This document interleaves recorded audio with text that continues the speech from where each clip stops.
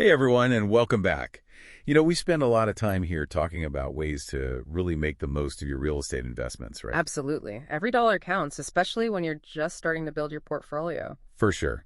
And today we're going to deep dive into a strategy that honestly I think is often overlooked, especially by newer investors. And it all comes down to taxes. Ah, yes. Taxes. Can't avoid them. Nope, no escaping those. Yeah. But you can definitely be smarter about how you navigate them, especially as a real estate owner. So have you ever heard of the term cost segregation? I'd wager many folks out there might not have. Or maybe they've heard it in passing, but never really understood what it's all about. That's exactly why we're digging into this today. It's a Yeah. really powerful tool, even if you're just starting out with, say, one or two rental properties. It can be a real game changer. Basically, cost segregation lets you break down your investment property into its various components, things like plumbing systems, appliances, landscaping, and depreciate those individual parts at faster rates than you would if you just looked at the property as a whole. Okay, so before we get lost in the weeds here, let's back up a bit. For those who are completely new to this, can you give us like a real simple definition of what cost segregation is? Like, what's the elevator pitch? Sure. At its core, cost segregation is a way to strategically categorize the different parts of your property, like the building itself, the land, and all the stuff inside, so you can take advantage of faster depreciation. This translates to bigger tax deductions up front, which can seriously boost your cash flow, especially in those early years when you're building momentum. Got it. Yeah. So instead of lumping everything together and depreciating it over, 27 and a half years for residential properties, 39 for commercial? You got it. Cost segregation lets you break things down. So maybe your fancy new HVAC system gets depreciated over, say, 15 years, or even shorter for things like appliances or carpeting. Those might be 5 or 7 years. So you're essentially recognizing that not everything in a property wears out at the same rate. Right. Some things need replacing way sooner than others. That's the gist. And the IRS actually allows you to account for that through cost segregation. Now, I'm sure our listeners are already thinking, okay, this sounds great, but how does it actually work in practice? Yeah, walk us through the process. What does it look like to actually implement this cost segregation thing? All right, so there are a few key steps. First up is what we call asset classification. You basically need to go through and meticulously categorize all the different components of your property.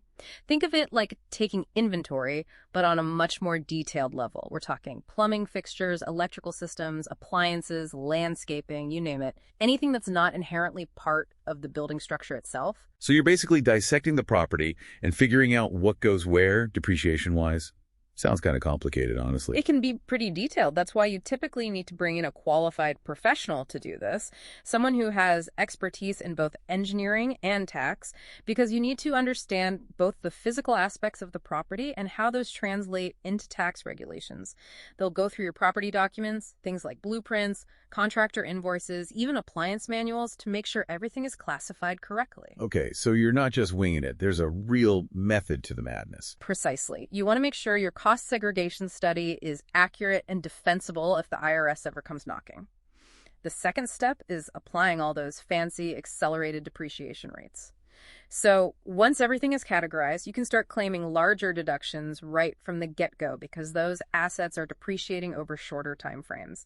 And that, my friend, is where the magic happens. That's where we see those big, beautiful tax savings and that extra cash flow that makes real estate investing so rewarding, right? You got it. It can make a huge difference. Now, you mentioned bringing in a pro, and I'm sure that comes with a price tag. So who exactly can benefit from this? Is it worth it for, say, a smaller investor who just owns one or two rentals? Great question. While it's certainly popular with big commercial projects and folks with massive portfolios, cost segregation can definitely benefit smaller investors as well.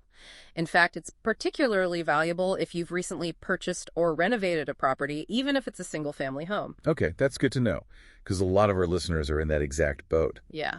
What about folks who aren't considered real estate professionals by the IRS? Those with regular day jobs who are also managing a rental or two on the side. That's actually where things can get a little tricky. The IRS has these rules about passive activity losses, basically meaning that if your rental income is considered passive, which it often is for those who aren't real estate pros, the amount of loss you can deduct each year might be limited. Ah, so those big deductions from accelerated depreciation might not be fully realized right away. Right. They might be carried forward and used to offset future passive income or even gains when you eventually sell the property. But there's a bright spot: bonus depreciation. That sounds promising. Tell me more. Okay, so for certain assets, like those with a lifespan of 20 years or less, think appliances, landscaping, stuff like that, current tax law often lets you deduct a huge chunk, sometimes even the entire cost, right in the first year. And this applies even if you're not a real estate professional. So that's a serious advantage, even if those passive activity loss rules are putting a bit of a damper on things. Totally. And remember, even if you can't deduct the full amount right away, those losses are still carried forward. So it's not like you're losing out on the benefit. It's just a matter of timing. Got it. So let's talk about the elephant in the room, the cost of actually having a cost segregation study done. What are we talking about here? Well, as you might expect, it varies. For smaller residential properties, it might be a few $1,000s. For larger commercial buildings, it could be significantly more.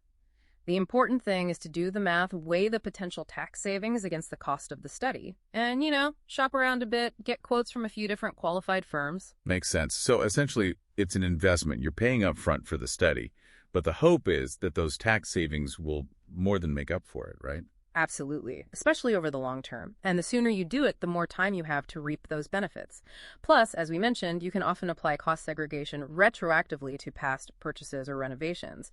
So even if you've owned a property for a while, it might not be too late to explore this. That's interesting. So let's bring this to life with a real-world example. Can you paint a picture of how this might play out for, say, a single-family rental property? Sure. Imagine you buy a cute little rental house for, let's say, $525,000.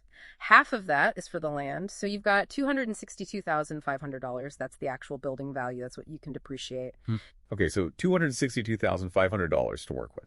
Now, if you just depreciated that over the standard 27 and a half years, your annual deduction would be a little over $9,500. Not bad, but not exactly a windfall. Not exactly life-changing money. But let's say you do a cost segregation study. They identify $50,000 worth of personal property stuff like appliances, carpeting, window treatments that can be depreciated over 5 years. Plus, another $30,000 for land improvements like the driveway and landscaping, depreciable over 15 years. That leaves you with about $182,500 for the remaining building structure, still on that 27-and-a-half-year schedule. So you've essentially shifted $80,000 of that value into much faster depreciation schedules. Exactly. And here's where bonus depreciation comes in. Remember that $80,000, the personal property and land improvements, might be eligible for a hefty bonus depreciation deduction right now. Let's say for this example, you can deduct the whole thing in the first year. That's $80,000 off your taxable income right off the bat. Plus, you still get the regular depreciation on the remaining building value, which is about $6,600 for the first year. So we're talking over $86,000 in depreciation for year one alone, compared to just over $9,500 without cost segregation. That's a huge EE difference. It's a real game changer, isn't it? And if we factor in a typical tax rate, let's say 24%, you're looking at over $18,000 in additional tax savings in that first year alone. Wow. That really puts it into perspective. So the bottom line is cost segregation can be a seriously powerful tool for real estate investors of all levels. It can accelerate your returns, improve your cash flow, and reduce your tax burden, even if you're just starting out. Absolutely. It's definitely something worth looking into, even if you've owned properties for a while. The key is to consult with a qualified tax professional. They can analyze your specific situation and help you determine if cost segregation is right for you. Solid advice. Because navigating the tax landscape can be tricky, to say the least. Well, sure. It's always best to have an expert in your corner. Well, that's all the time we have for today. But before we sign off, here's a thought for you to ponder. If you could free up significant cash flow in those crucial early years of property ownership, what could you do with it? Could you reinvest in upgrades, acquire more properties, or just breathe a little easier knowing you've got that financial cushion? Something to think about. Great question. And with that, thanks for joining us for this deep dive into cost segregation. See you next time.